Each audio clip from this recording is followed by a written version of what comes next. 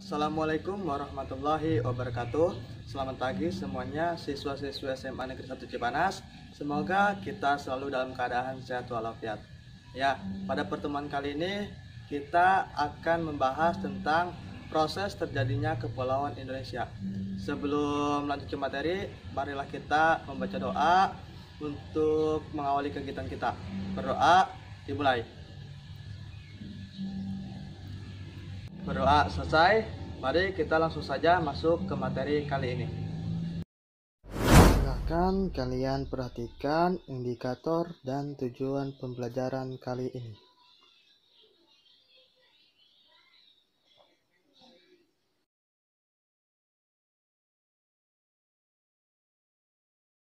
Pada pertemuan kali ini, kita akan mulai dari masa praaksara. Tolong perhatikan dan simak video ini sampai selesai. Praaksara berasal dari kata pra dan aksara. Pra artinya sebelum dan aksara artinya tulisan.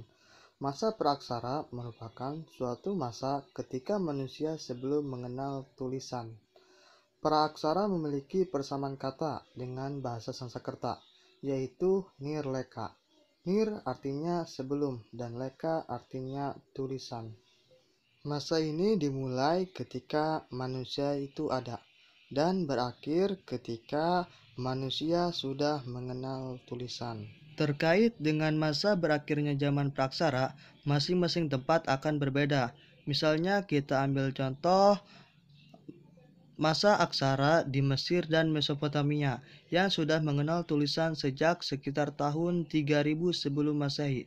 Sedangkan masa aksara di Indonesia baru dihubungkan dengan temuan prasasti peninggalan kerajaan tua seperti Kerajaan Kutai di Muara Kaman, Kalimantan Timur, yaitu berupa prasasti Yupa yang berbahasa Sanskerta yang akan kita bahas nanti di pertemuan berikutnya mengenai kerajaan Hindu-Buddha di Indonesia.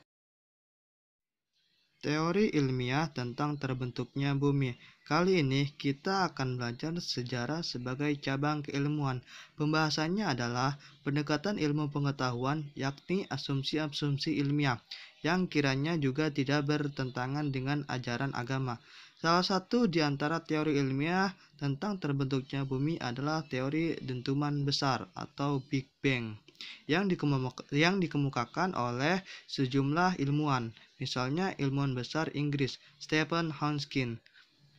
Teori ini menyatakan bahwa alam semesta mulanya terbentuk dari gumpalan gas yang mengisi seluruh ruang jagat raya, yang suatu waktu akan mengalami dentuman yang sangat besar. Setelah itu, materi yang terdapat di alam semesta mulai berdesakan satu sama lain dalam kondisi suhu dan kepadatan yang sangat tinggi, sehingga hanya tersisa energi berupa proton, neutron, dan elektron yang bertebaran ke seluruh arah.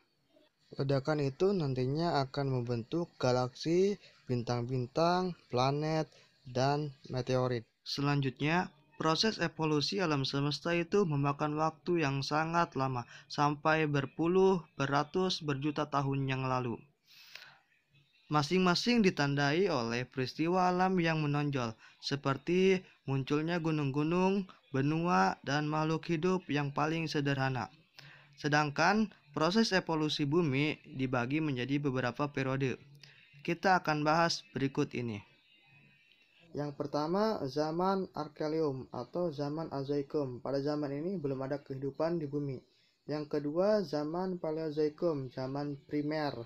Pada zaman ini makhluk hidup pertama kali hidup di bumi.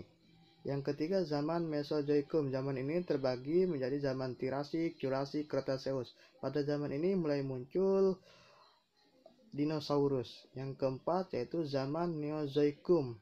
Pada zaman ini terbagi menjadi zaman Pleistocene dan Holocene. Mari kita bahas satu persatu. Yang perlu kita ketahui, setiap zaman memiliki karakteristiknya masing-masing. Kali ini kita akan membahas tentang zaman Arkaikum atau zaman Azoikum. Pada zaman ini belum ada tanda-tanda kehidupan di bumi. Dan pada zaman ini kondisi bumi belum stabil. Bumi masih seperti bola pijar yang sangat panas, yang memungkinkan tidak ada kehidupan di bumi. Zaman ini berlangsung sekitar 2,5 juta tahun yang lalu. Zaman Paleozoikum. Zaman Paleozoikum adalah zaman ketika terdapat kehidupan makhluk pertama di bumi. Zaman ini disebut zaman primer. Untuk pertama kalinya ada kehidupan. Pada zaman ini, sudah mulai muncul kehidupan dalam bentuk makhluk bersel satu, seperti mikroorganisme, dan mulai hidup kalajengking, laba-laba, ganggang, dan lumut. Pada zaman ini, suhu bumi sudah mulai turun, tapi belum stabil. Sudah terjadi curah hujan yang cukup tinggi sehingga kehidupan di bumi semakin berlangsung. Zaman ini berlangsung sekitar 500 sampai 245 juta tahun yang lalu. Zaman berikutnya yaitu zaman Mesozoikum atau zaman pertengahan. Pada zaman ini sudah mulai muncul jenis-jenis flora dan fauna di muka bumi. Pada zaman ini muncul makhluk reptil raksasa seperti dinosaurus. Zaman ini terbagi menjadi beberapa zaman Tirasik, Jurassic, Cretaceous. Zaman ini sering disebut juga zaman reptil, yaitu pesatnya kehidupan reptil di muka bumi. Bukan reptil saja, akan tapi pada zaman ini hewan mamalia, hewan amfibi, burung, dan tumbuhan berbunga mulai ada. Pada zaman ini suhu bumi sudah semakin stabil, berlangsung sekitar 245 sampai 65 juta tahun yang lalu. Selanjutnya zaman Neozoikum. Pada zaman ini kehidupan di bumi semakin beragam. Makhluk raksasa semakin berkurang dan jenis primata mulai muncul. Hal itu tidak terlepas dari fenomena alam yang terjadi, misalnya gempa bumi, gunung meletus, dan perubahan iklim secara drastis. Pada zaman ini juga bisa disebut zaman es.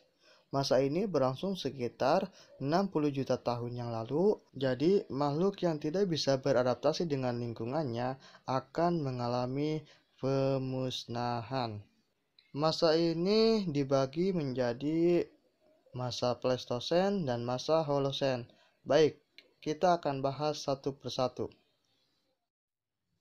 Yang pertama, masa Pleistosen. Masa ini berlangsung sekitar 600.000 tahun yang lalu, ditandai dengan adanya pergantian posisi permukaan bumi.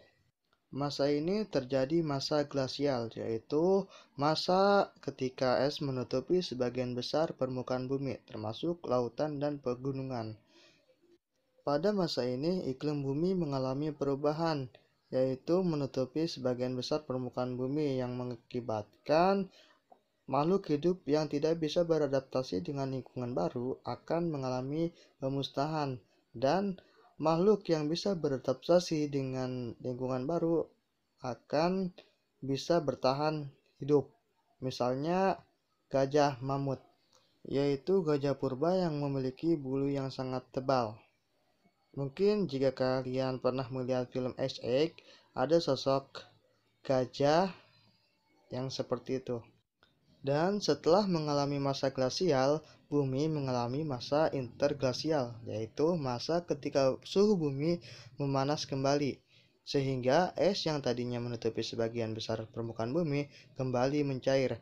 Dari sinilah mulai muncul beberapa kepulauan baru, termasuk Kepulauan Indonesia. Meskipun bentuknya belum sempurna seperti Kepulauan Indonesia yang kita lihat saat ini. Selanjutnya, masa Holosen. Masa ini menandai kutub es mencair dengan cepat sehingga memunculkan pulau-pulau baru termasuk Kepulauan Indonesia. Pada masa ini ditandai dengan kepunahan makhluk-makhluk raksasa dan manusia menggantikan keadaannya. Terima kasih sudah mengikuti pembelajaran ini sampai selesai.